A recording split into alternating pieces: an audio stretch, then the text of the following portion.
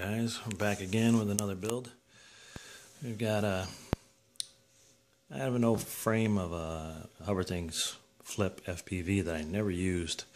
I had it for years and just was sitting over there on my shelf. I walked by it the other day and I said, you know, I gotta pick up something to put in this frame. So what I did was I saw this kit from Tiger Motors, the Air Gear 350.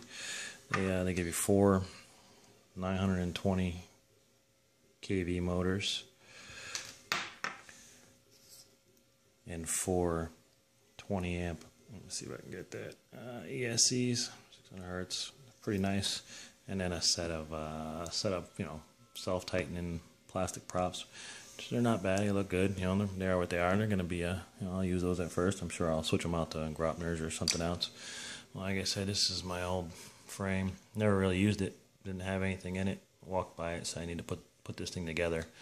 So this was a good kit. I mean, for 100, I think it was 129 bucks.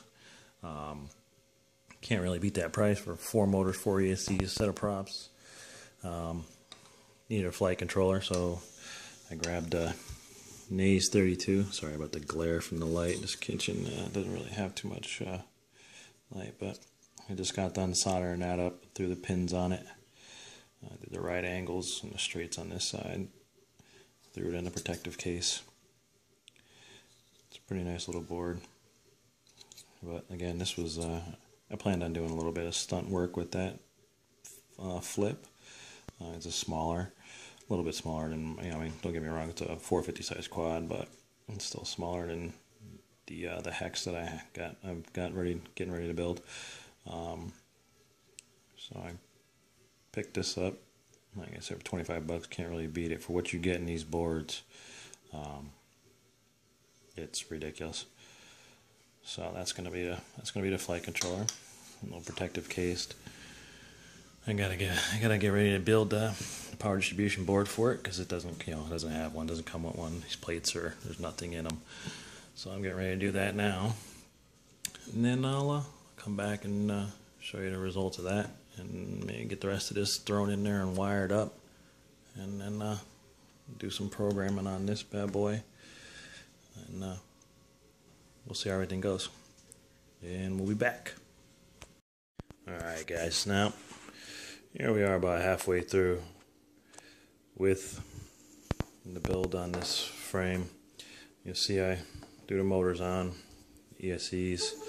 I like to use a little bit of double-sided sticky tape and some Velcro strips. Actually, probably a little easier to see on this arm here because of the black.